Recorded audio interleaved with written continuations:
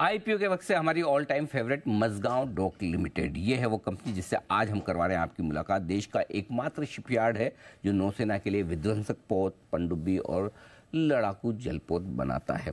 1960 से लेकर अब तक कंपनी ने 800 से ज़्यादा जहाज बनाए। 2006 में मिनी रत्न 1 का दर्जा मिला था और नीलगिरी श्रेणी के 4 स्टील युद्धपोत बनाने वाले ये दिग्गज शिपयार्ड हैं। आइए मैं आपकी मुलाकात करवाता हूँ कंपनी के चेयरमैन और मैनेजिंग डायरेक्टर हमारे साथ जुड़ रहे हैं संजीव सिंघल साहब।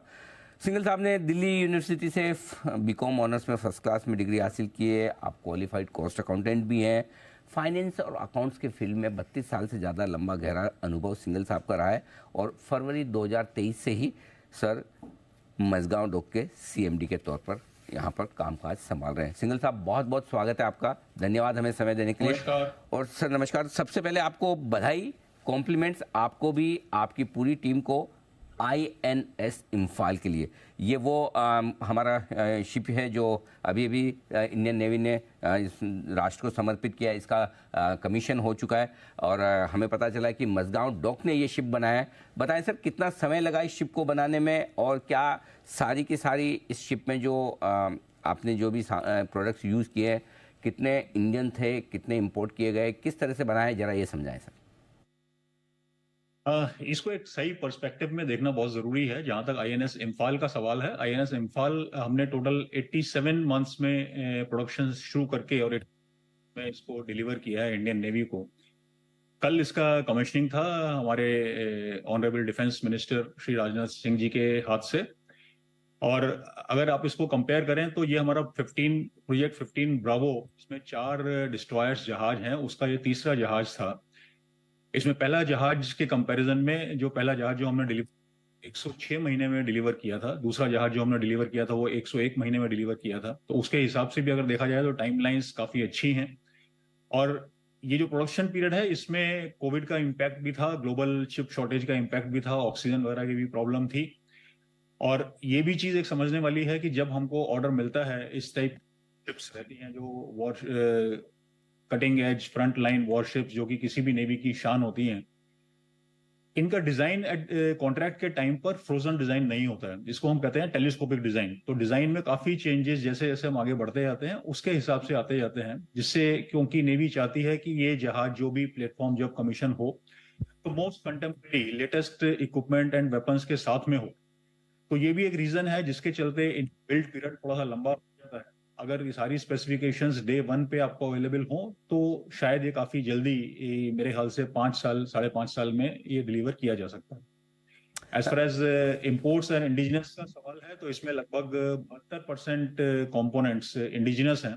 कुछ इंपोर्टेड कंपोनेंट्स भी हैं बिकॉज वॉल्यूम्स का इशू रहता है कि वॉल्यूम्स अभी हमारा रिक्वायरमेंट उतना हाई वॉल्यूम्स का नहीं है पूरे कंट्री के हिसाब से। तो यहाँ पे प्रोडक्शन फैसिलिटीज या इंडिजन सब नहीं है, तो कुछ इक्विपमेंट्स के ऊपर में इंपोर्ट्स के ऊपर में डिपेंडेंस रहती है, पर इसके ऊपर एफर्ट्स हैं जिससे जल्दी इनको इंडिजनाइज किया जाए। ठीक बात है।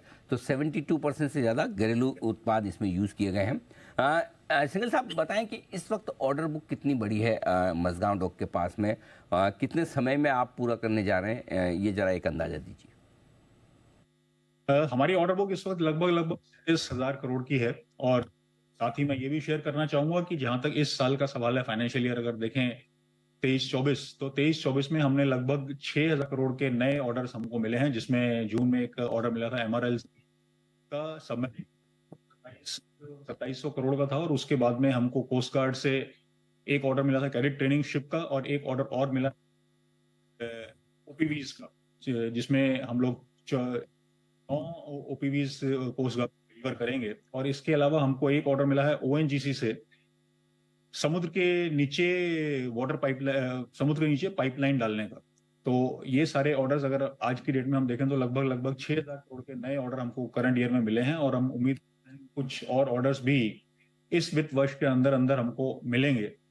इसके अलावा हमने 3 एडिशनल स्कॉर्पियन सबमरीन्स, जो कि प्रोजेक्ट 75 के हमने 6 सबमरीन्स हम बना रहे हैं, 5 डिलीवर कर चुके, एक कंप्लीशन के कगार पर है। उसमें 3 और फॉलो ऑन सबमरीन्स का है जिसके लिए हमने नेवी को बिड सबमिट की है, जिसका अभी बिड खोल करके टेक्निकल इवैल्यूएशन वगैरह होगा। तो ये भी एक ऑर्डर है जो कि मजगांव डॉक शिप बिल्डर्स के ऊपर में जल्द ही आएगा। और P75I जो एक और 6 सबमरीन्स हैं एयर इंडिपेंडेंट प्रोपल्शन सिस्टम के साथ में, उसमें हमने बिड सबमिट की है भी है L&T।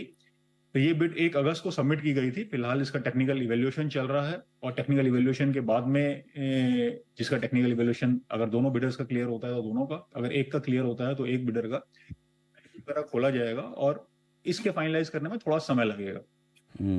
ठीक बात है। सर, आपने हाल ही में यूरोपियन क्लाइंट्स के लिए भी कुछ हाइब्रिड वेसल्स बनाने का करार किया है। जरा वो समझाएं सर, क्या कितने बड़े ऑर्डर्स ये हैं और क्या अब मजगांव डॉक इंडिया के बाहर भी बड़े पैमाने पर एक्सपोर्ट ऑर्डर्स लेने की तैयारी में है? जी, एक्सपोर्ट्स के क्षेत्र में हम लोग कुछ टाइम से कार्यरत थे। इसमें मुझे बताते हुए खुशी है कि हमको एक यूरोपियन क्लाइंट से एक ऑर्डर मिला है, जिसमें 3 कार्गो शिप्स डिलीवर करने का ये ऑर्डर है, लगभग 350 करोड़ का, जो कि लगभग 31 महीने में डिलीवर की जाएंगी। और मुझे उम्मीद है कि इसी श्रृंखला में एक और ऑर्डर हमको जल्दी ही मिलना चाहिए। तो इस दिशा में कार्य जरूर चल रहा है। जहां डिफेंस शिप का सवाल है, एक्सपोर्ट मार्केट में डिफेंस शिप्स को लेकर के थोड़ा सा रिजर्वेशन है, पर कमर्शियल शिप्स में ऐसा कोई इशू नहीं है। तो commercial dock ship builders try कर रहा है अपना फुटहोल्ड जमाने का। ओके, तो ये आपके लिए यूरोप के क्लाइंट्स में भी काफ़ी बेहतर एक्शन होता हुआ दिखा है। एक और बात बताएं सर कि जिस तरह से आपने ये अभी INS इम्फाल ये जो डिलीवर किया है, क्या इंडियन नेवी के साथ कुछ और इसी तरह के बड़े करार होने की उम्मीद की जा सकती है? जी हाँ, मुझे लगता है कि इंडियन नेवी के रिक्वायरमेंट्स काफ़ी हैं। उनका जो प्लान है उसके हिसाब से इंडियन नेवी 175 की नेवी होना चाहती है 2035 तक। इसमें नेक्स्ट जनरेशन डिस्ट्रॉयर्स का भी है 8 नंबर, और प्रोजेक्ट 17 अल्फा जो कि हम लोग अभी एग्जीक्यूट कर रहे हैं, जिसमें 4 फ्रिगेट्स हमारे पास और 3 फ्रिगेट्स DRSC कोलकाता के पास में है। उसी श्रृंखला में 17 ब्रावो फ्रिगेट्स का एक फॉलो ऑन प्रपोजल भी इस वक्त मूव किया जा रहा है। तो मुझे लगता है कि पर ये दोनों प्रोजेक्ट्स 17 ब्रावो फ्रिगेट्स का और नेक्स्ट जनरेशन डिस्ट्रॉयर्स का, ये दोनों प्रोजेक्ट्स जरूर फर्म अप होंगे। ओके, बहुत ही बढ़िया सर।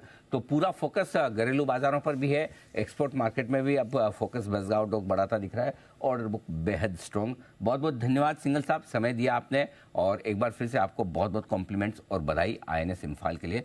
शुक्रिया sir, thank you so much. धन्यवाद। आइए